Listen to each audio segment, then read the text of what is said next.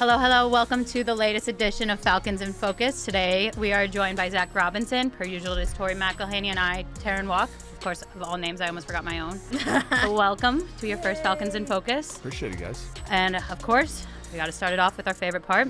As the official ticket marketplace of the Atlanta Falcons and the NFL, Ticketmaster has a wide selection of tickets available every game. Whether you're cheering on the Falcons at home or away, Ticketmaster has you covered. Download the Ticketmaster app and find tickets today at Ticketmaster.com/Falcons. That's Ticketmaster.com/Falcons. Woo! Well done. Yeah. There you go. I know. At some point, I'm going to have it memorized. I mean, yeah. I'm going to wake up to .com/Falcons. All right, so where do we want to start, Terrin? When were you born? I'm just kidding.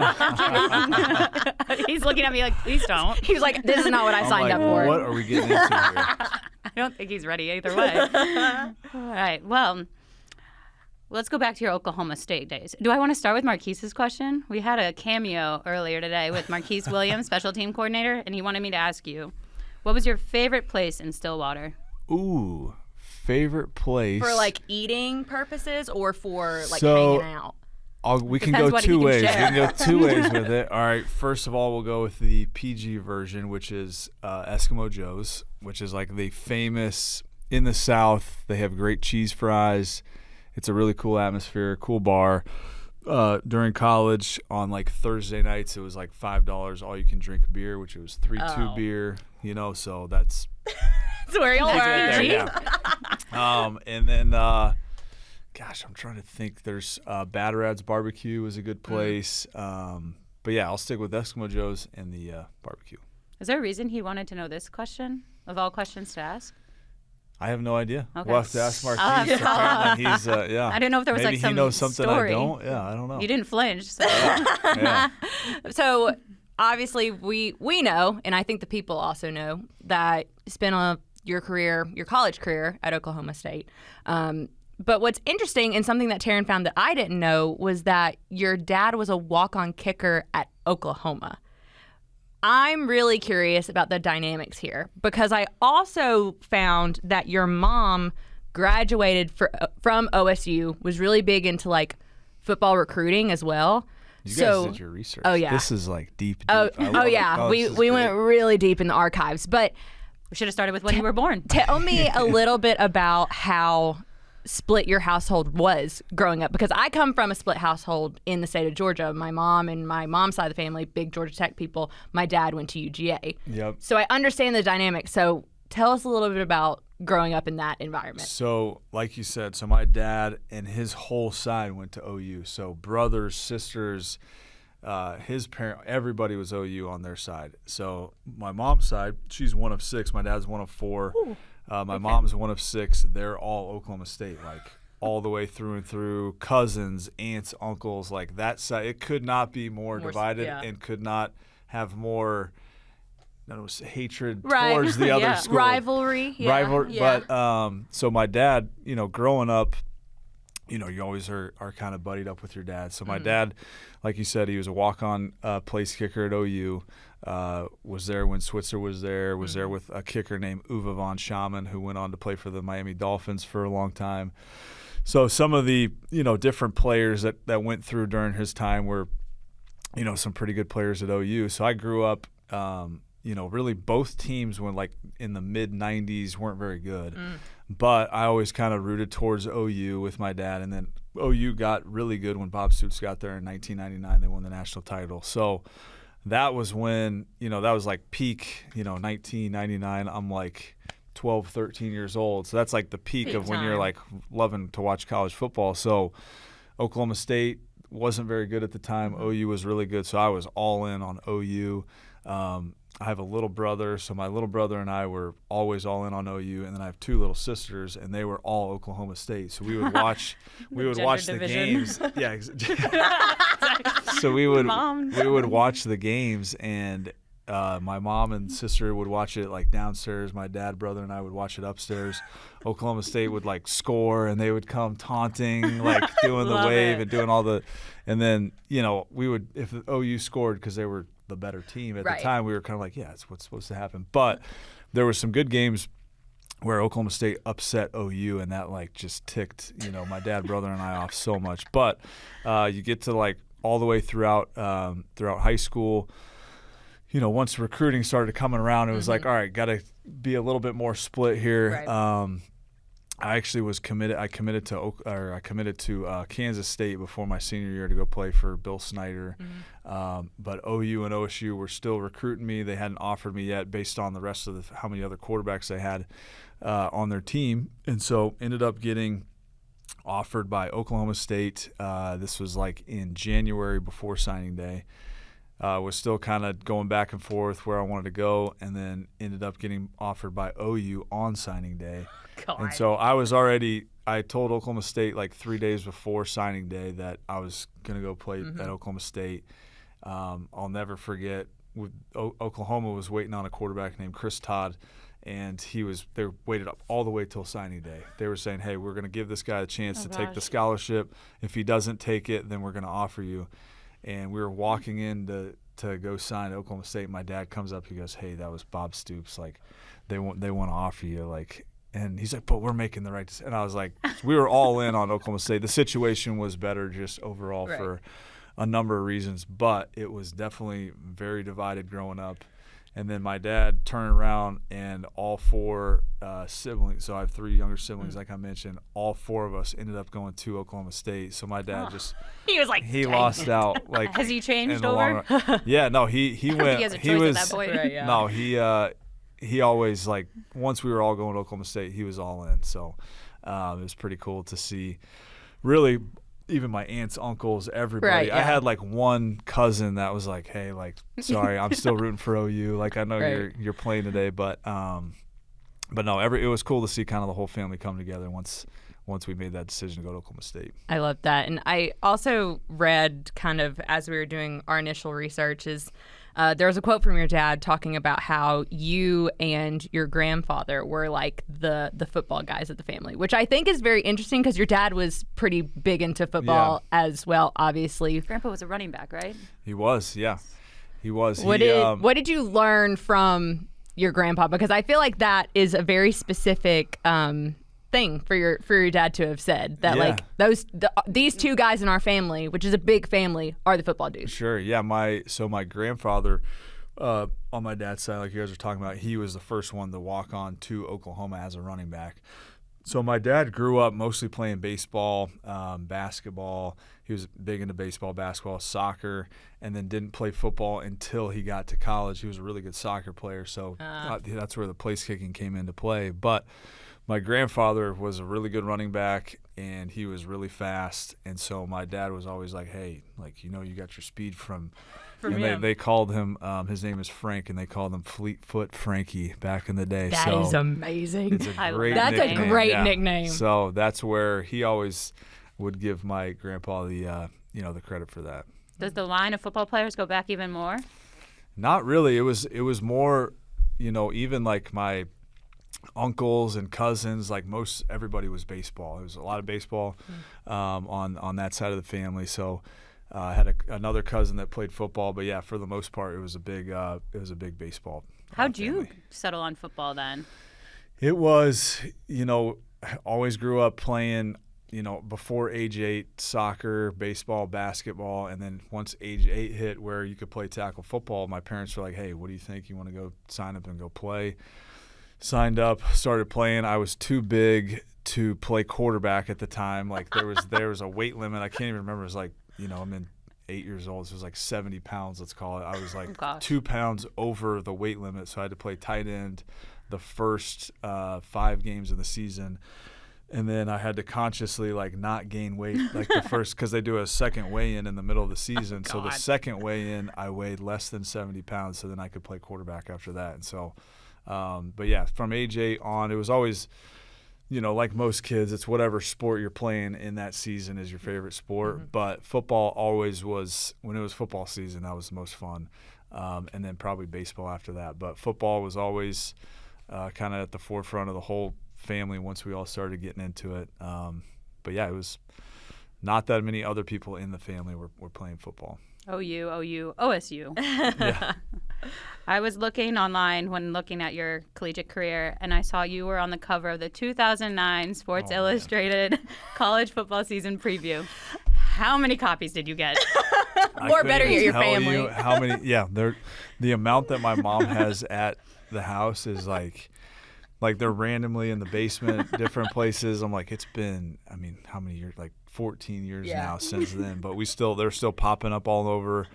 Of course, people sign. It was a very cool thing to have. But to answer your question, we have a ton of copies. You were like pointing in it. Yeah, we were. It was like you in the center. The center and I. He's like bent down behind him and everything. I'm getting a snap, and he's like, of course, got made fun of a lot for it, but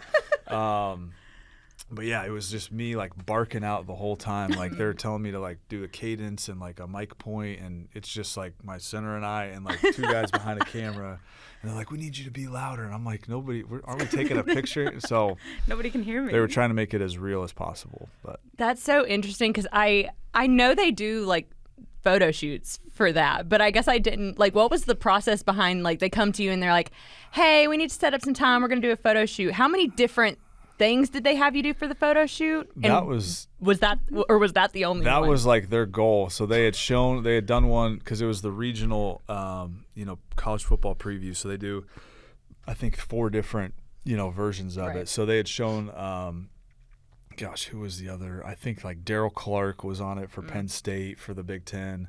And so they had shown, hey, this is what we're looking for. And I was like, all right, thank you. So that was what they decided on. And you ran with it. Do you have a copy still? I do not. I don't know if I've ever had, I don't think I've ever had one. It's always been at my parents' house, but framed. Now one day you're going to walk into your office and there's going to be something framed on the wall and you're going to know exactly who it came from. Terrin and I. Can you guys sign it for me? Sure, yeah, of course. You just set me up perfect for my next thing because speaking of signings, there's a signed photo of you from Oklahoma State available on eBay. Is that right? Yep. Don't ask for me like how much. $1, like it's more than that. Not even $1? It's more than that. Okay. I'll take that.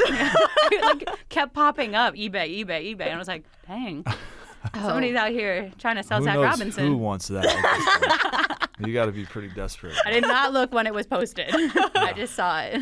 So I want to stick on that 2009 season for a little bit because that season I think was probably one of your more difficult from a like mental standpoint because I believe that was the year that your grandfather passed, and you had this saying, it was like press on. What was the impact of that year on you, and why was that your slogan for that year? Yeah, it's always been a family slogan off of a Bible verse, and so press on was something my grandfather would say to all of us whenever we would leave, my grandparents' house, like, hey Zac, press on, and you just knew that was going to be the last thing that he said before people left the house. And so it became a big family slogan. And then throughout the season, it was a difficult season. We still won, I think we won 9 games that season. Right. But in the middle of the season, my grandfather passed away. We had faced already a lot of adversity as a team, just with different injuries and things going different ways. And Des Bryant got stuff that was more football rather than obviously the more important things with my grandpa. But there's a lot happening. There was a lot going on with it, and that just became kind of the slogan. And just to honor him, that really happened the week after he passed away. Saw him on, for the last time on I think it was a Tuesday, passed away, and then we had a game on Saturday against Texas A&M. So it was, it was definitely. It was something you look back on. You're in the moment, and you're like, so much is going on. But obviously, always remember the good memories of being around. Everybody's gone through something like that. You just remember all the good times. And so, but yeah, it was a challenging season for a number of reasons, and definitely kind of. Once I got done with my senior year, it was like, okay, let's reset and try to work towards the next goal, which was the NFL. And, but it was definitely a lot of adversity to face in one season. How much do you think that like this slogan, this press on mantra to a certain extent has not only carried you through that year, but carried you through life in trying to figure out your place and where you want to be? No, that's such a great question because I feel like with football, with anybody's life, like that's what it's all about. Like whatever happens, whatever just happened, it doesn't matter. Let's press on and let's move towards the next thing. And that's whether you're in football, whether you're in your normal day-to-day job, whether you're with your family and you're facing adversity through your family. So everybody's facing something. Everybody's going through something, and just pressing on and moving forward in a positive way is always going to be the only way to handle it, and whatever you can do from that point forward is all that matters. And so it's something that I'll remember. I'd say it to myself, constantly, even now too. So it'll something that always will stick. And I'm sure that came into play when you did join the NFL, given the fact that you weren't the guy anymore, like at Oklahoma State. How difficult was it going from the mindset of being a starter to being the second or third string? It's definitely different. You walk on, especially a campus like Oklahoma State, where there's nothing else besides college football and college basketball, baseball, football. We had a great girls soccer team. Like those were kind of the main sports. And then, you go to, especially going to like New England in the Boston area, which was totally a culture shock. Yeah. I grew up, in Denver. I was born in Oklahoma, grew up mostly in Denver, and then back in Oklahoma, just really been in that area. So that was a huge just culture shock. And then you go in and you're like, I know nothing. And I'm looking at, there's Tom Brady, there's Randy Moss, there's all these guys. And you realize that you just have such a long way to go, and nobody's catering to you anymore. It's not like, hey, what do you think about this? It's like, man, you get in line, keep your mouth shut, and just learn as much as you can each day and try to roll. But yeah, it was definitely hard for, you go from playing so many snaps, and then all of a sudden you're trying to get like 5 reps in practice, and you might have 5 passes, you might go 2 for 5, and all you can think about is the 3 incompletions that you had that night because you didn't have enough reps to make up for those bad plays. So that was always, and that's with all these quarterbacks that come in right now, even like 3rd string quarterbacks, 4th string quarterbacks, you're not going to get a ton of reps. And so it's like, make the most of what you got, but if it doesn't go that way that specific day, reset the next day. It's going to be okay. Same thing if you have a really good day. You could go 4 for 4, 5 for 5 in your limited reps, and you think you got all the answers, you got it all figured out. This game can humble you pretty fast. So, but yeah, all those things that you go through as a rookie just kind of set you up for the rest of your career. How difficult was it when you injured your elbow and had to get Tommy John's? Or is it Jones? Yeah. John? Yeah. All the J's. But Tommy John surgery, where it's like, shoot, I never got to take that next step. Yeah, that's a great. You guys know everything. What else do you guys know? It's kind of sometimes it's kind of creepy. I feel like how much sure. like we know about all of y'all that come and sit down, and like we're kind of the enigmas. It's like, how much do y'all know about us? Yeah. Probably not a lot. I need to go do my research after this. I'm gonna host my own podcast. With you guys on, yeah. I'm sorry. What was the question again? Elbow surgery. Oh, elbow surgery. Yeah. So then, So it was. I'd always had kind of some elbow issues. Dating back to like when I was in 8th grade, I threw a pitch. I was pitching at a tournament, and I like fractured my elbow. So always had throwing a baseball in a tournament, and so it always kind of had elbow issues. And then there was finally one day at practice. Actually, Ken Zampese was my quarterback coach, who's on staff now, which is like he knows the whole situation. But that happened, and then I was like in my 4th year at the time, so. As you're a 3rd string quarterback, they're always looking for that next wave. I was always kind of in between backup 3rd string. Right. And so I knew when that happened, it was going to be pretty tough to get, to the next level of being a backup, for a number of reasons. But I just tried to come back from it, had a couple tryouts. But after that, I wasn't – some guys go to Canada or Arena. I was like, all right, hey, I'm good. Went to the NFL for a handful of years, enjoyed it, had fun, and it was kind of ready to move on. But definitely was tough, and you definitely are like, man, what if? But shoot, everything happens for a reason, and it all helped for the greater good. When you look back on your time in the NFL and playing, and it was your introduction to, I think, the NFL was a little bit all over the place because you spent time with the Patriots. Let's see, Patriots, Seahawks, Lions, Bengals. And those 4 teams, I believe, in like a year's time. It was. So what was that year specifically like for you, and how much couch surfing were you doing? I feel stressed.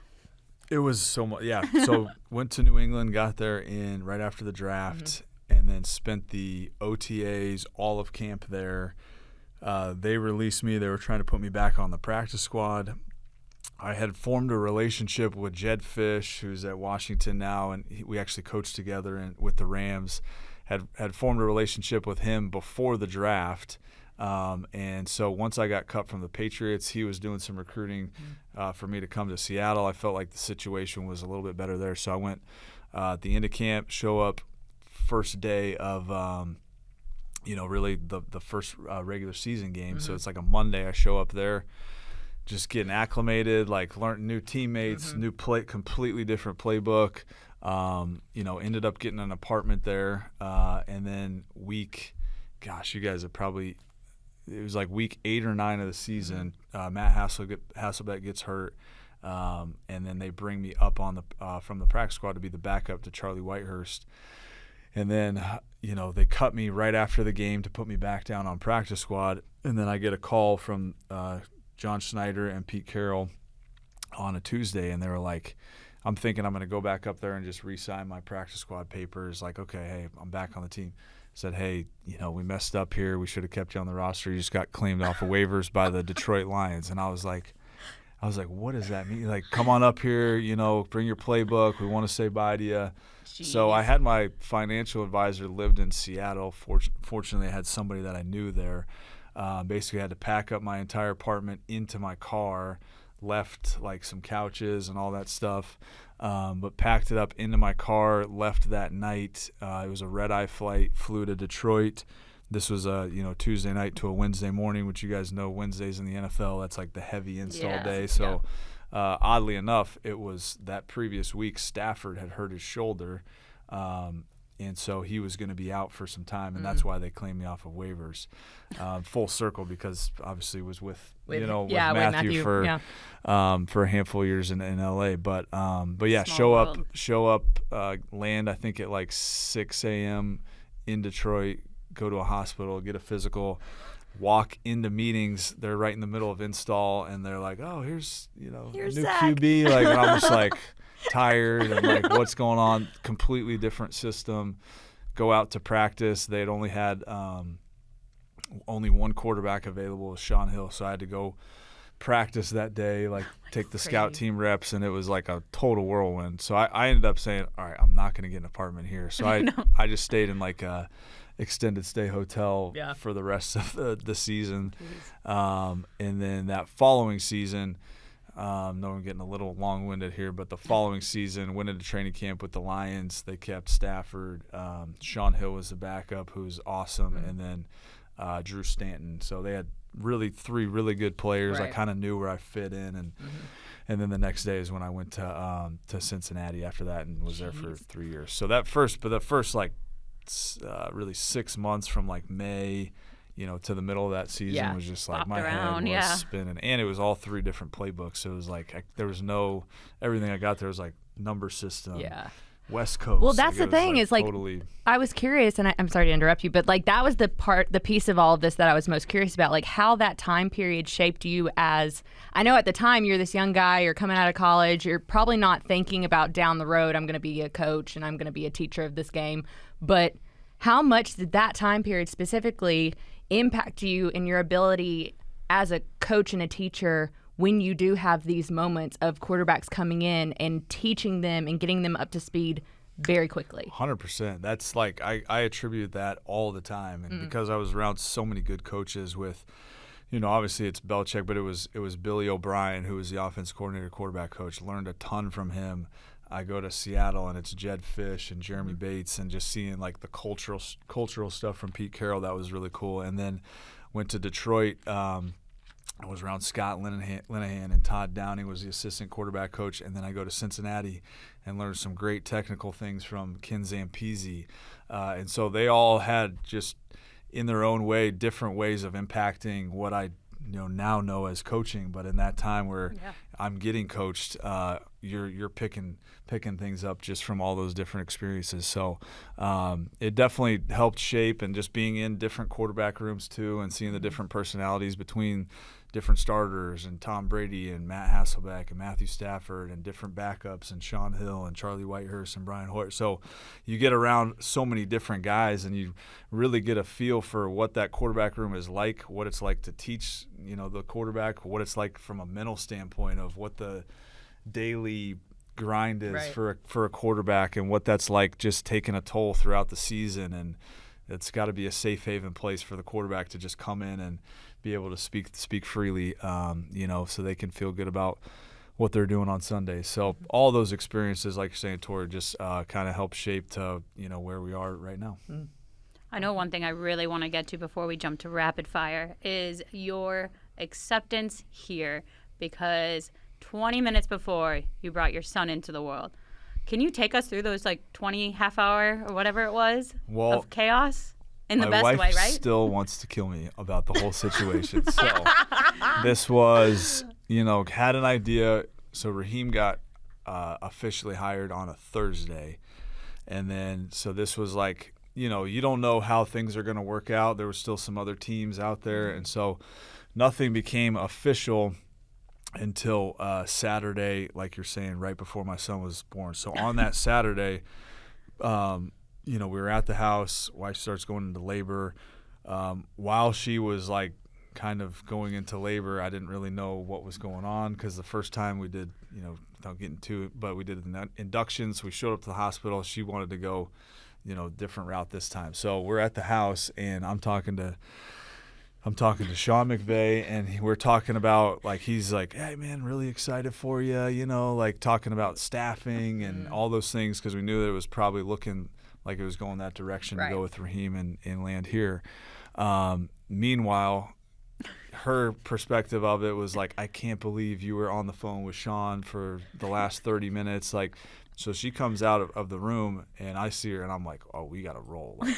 This is about to go down. Grab the go bag. So this was at noon. We ended up going to the hospital, and then, so son's born. And then, it was seriously 20 minutes later, I get a FaceTime, or maybe even 15, 20, I get a FaceTime from Raheem, and he's like, hey, you're all good to go. Contract's good to go. And I'm like, and then, it was going to be announced, that it was going to be announced, as you guys know, it gets through, Rappaport and all those guys end up reporting those things. And so there were still teams that I wasn't sure how it was going to shake out. So there were still teams I needed to let know that, hey, this is I'm going to go with Raheem to Atlanta, which they already knew, but it wasn't official yet. I just wanted to make sure that they didn't see it on Twitter. So I'm sitting in the hospital room, and I'm calling a few other coaches. I'm like, hey, and meanwhile she's on the and she wanted to, anyway, but she was ready to.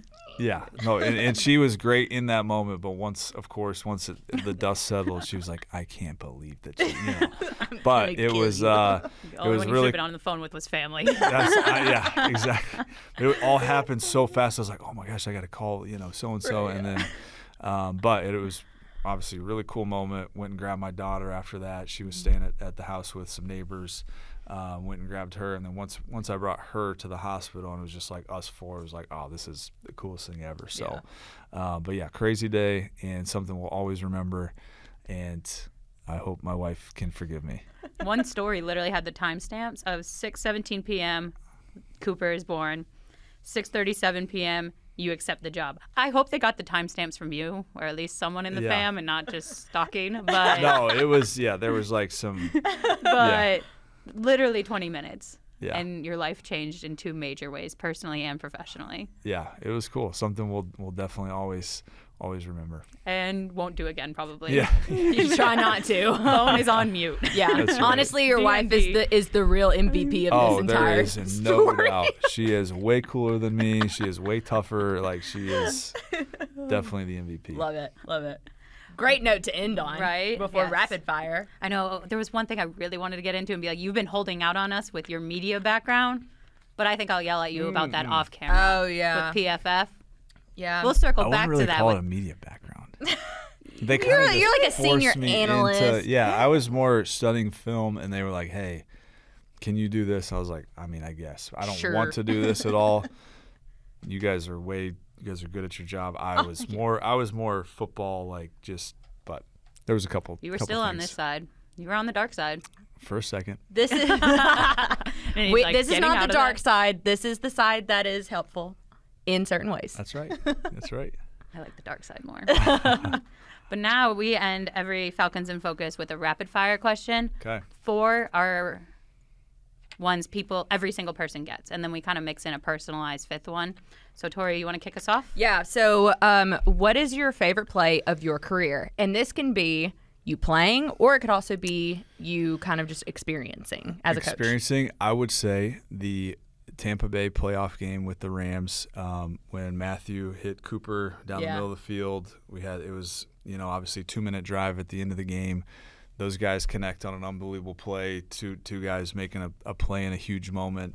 We spike the ball, kick a field goal. I got goosebumps thinking about it, knowing that was the game to take us to the NFC Championship game to play the 49ers. But that was just like a special moment that I'll never forget, seeing that ball go through the air, seeing the coverage that they ended up playing, and saying, oh my gosh, what an unbelievable throw and catch by those two guys. It was really cool. Okay, but now I'm going to make you answer what your favorite play is of yourself. He jumped on experience right away. I honestly, golly, I can't even think off the top. I used to like to, when I would carry out a fake and the running back would end up bouncing the ball back. I used to like to try to go get a block, and so we were playing against Nebraska, and I handed off, and our coaches were like, after you carry a fake, you got to carry it out for 5 yards, otherwise you get a loaf. And so we were playing against Nebraska. Hand the ball off to the left. I carry out my fake to the right. Running back ends up bouncing it, and he ends up. I'm like, oh crap, he's right behind me. So I'm at this point full attack mode. Safety came down. I ended up cut blocking the safety and chopped his legs out. We had a big play on it. I looked to the sideline. Everybody was going nuts. So that was honestly probably my favorite play. Nice. Love that. All right, your favorite player, whether regardless of the sport. Growing up. Yeah. Favorite player growing up, I liked Brett Favre. Yeah. I like to watch Brett Favre. I was from Denver, which should be John Elway, but I just liked watching Favre. I loved watching him play. How much excitement he played. I mean, he's like a kid out there just playing, and obviously he was super talented, but just the energy and the passion that he played with, always tried to emulate the way that he played. Nice. I like it. So obviously, new parent of 2, and new job. So I don't know how much time you have to watch TV or movies, but if you could recommend a TV show or a movie to the people listening, what would that be? All right, TV show. I don't watch a ton of TV. Right, I figured not. Movies, I'm really bad at movies. You're out on movies. I haven't been to the movies in forever, which is but I used to love old school and Wedding Crashers. Those are my love Vince Vaughn. 2 favorites. Growing up and in college, TV show to recommend.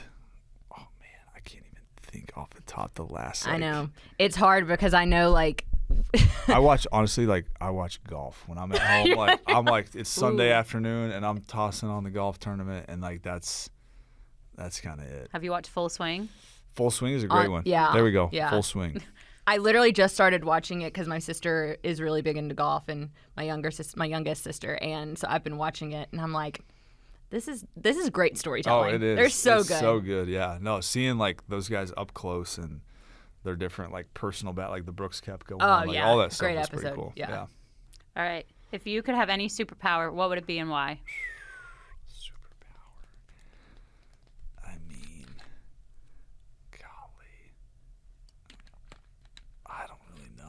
I can't think. I mean, a big one for a lot of guys is teleportation, because now that guys are I live in Atlanta, it'd be so much easier not to drive. That is a great, yeah.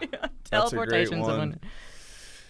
I mean, X-ray I don't know, something vision. like that. I don't know, something. I'm thinking of something that would make He's thinking straight X-Men. Yeah. I don't know. No, thinking about maybe from a quarterback standpoint, the X-ray vision, or mind reading from a quarterback standpoint. Yeah, would probably something be, that could give you an edge. advantage with That makes sense. Yeah, or if you could just Yeah, I don't know. These are hard. All right. Well, last one. These are the hardest things. Yeah, they really are. Last one.